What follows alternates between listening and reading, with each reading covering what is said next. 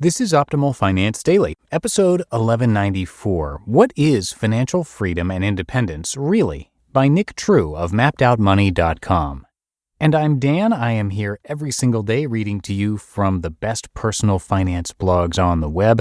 And if you enjoy hearing these articles being narrated to you for free, we'd really love it if you could share this podcast with somebody today. You can email them or text them a link to oldpodcast.com/listen.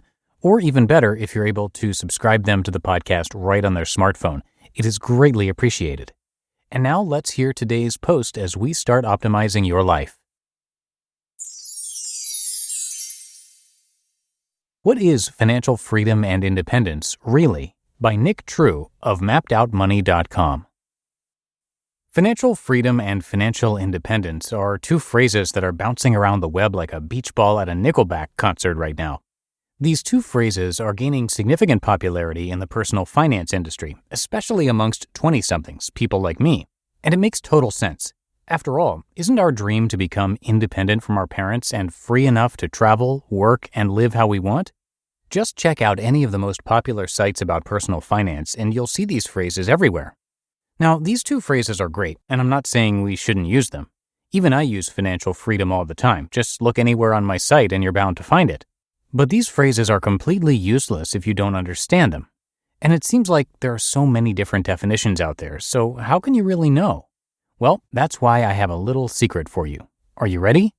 Both of these phrases can mean whatever you want them to mean. And that's the point.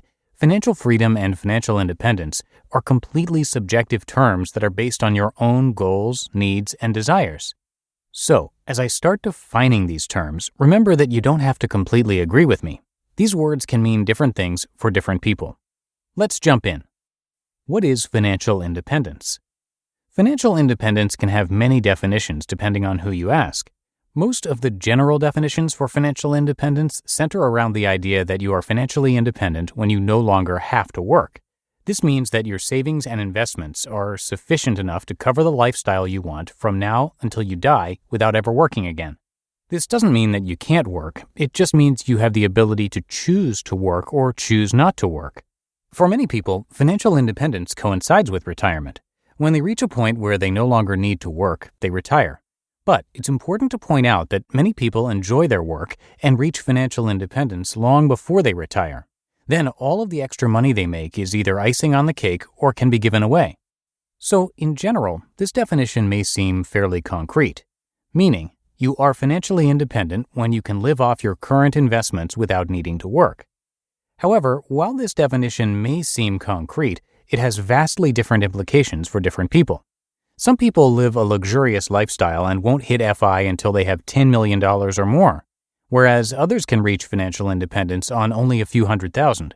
Take these two popular finance bloggers, for example. Mr. Money Mustache obtained his version of financial independence at 30 years old and retired on $720,000.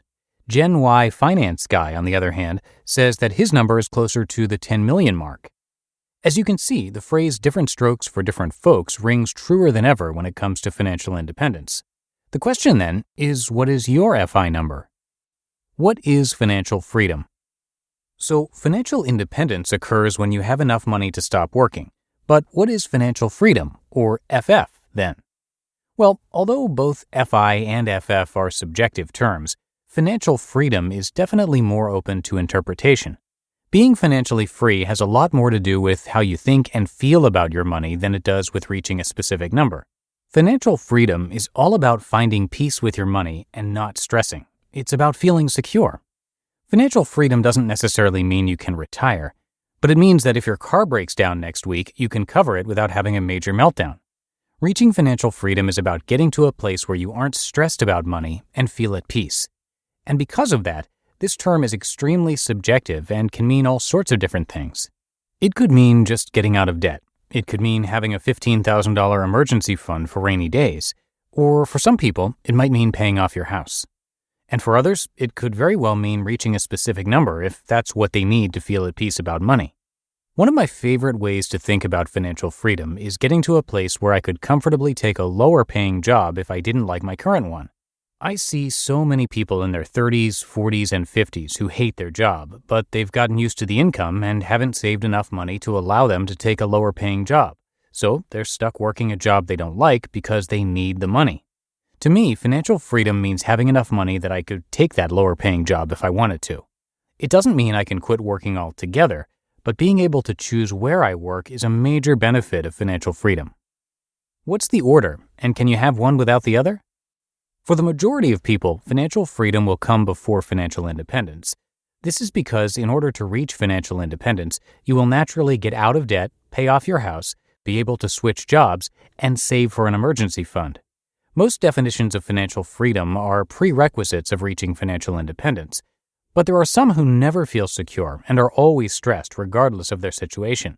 For those, they likely won't feel financially free until they also have enough to retire, so for them, financial freedom and financial independence will coincide.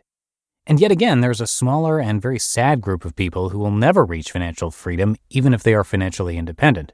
These are the people who will always stress about money no matter how much they have. Ideally, you want to be in the first group. You should try to reach financial freedom first and then financial independence some years down the road. So, how do you define these for yourself? This is the important part. Let's recap real quick. Here are the formal definitions. Financial independence occurs when you have enough money through savings, investments, and/or passive income that you can never work again and maintain your desired lifestyle. Financial freedom occurs when you have reached a place that you are no longer stressed about money and are able to feel free and at peace. Now it's time for you to define these for yourself. Define financial independence. Financial independence is a bit easier to figure out because, in general, it focuses on having enough money to retire. I've talked about this before, and the rule of thumb is that you should have around 25 times your annual spending saved for retirement. So, if you spend roughly $50,000 per year, you would need to save $1.25 million before reaching financial independence. Now let's look at financial freedom. Define financial freedom. There are only two simple questions you need to answer that will help you define financial freedom. 1. What sorts of things currently stress you out about money? And 2. What does your life look like when you feel at peace about money and no longer stressed? The first question is to help you think about all of the things that are currently in your life that cause you money problems. Is it paying bills, lack of income, unexpected expenses, not having an emergency fund, having to pay student loans? Make a list of all the things that currently stress you out about money. Once you finish that, then make a second list that answers question number 2. I want you to think into the future and see what your life looks like if you are no longer stressed about money. Are your bills always paid? Is your car paid off? Are you traveling twice a year? Do you make good money at your job? Have you paid off your student loans? Write down all of the things that your life would be like if you didn't stress about money. Now, take those two lists and put them together. Then you'll be able to see what it will take for you to feel financially free, and now you have something to work towards. It's up to you. Ultimately, personal finance is extremely personal. That includes finding financial freedom. So start working towards your own version of freedom, whatever that is for you. Just define it, set a target, and go after it. You'll be amazed at the progress you can make once you define it.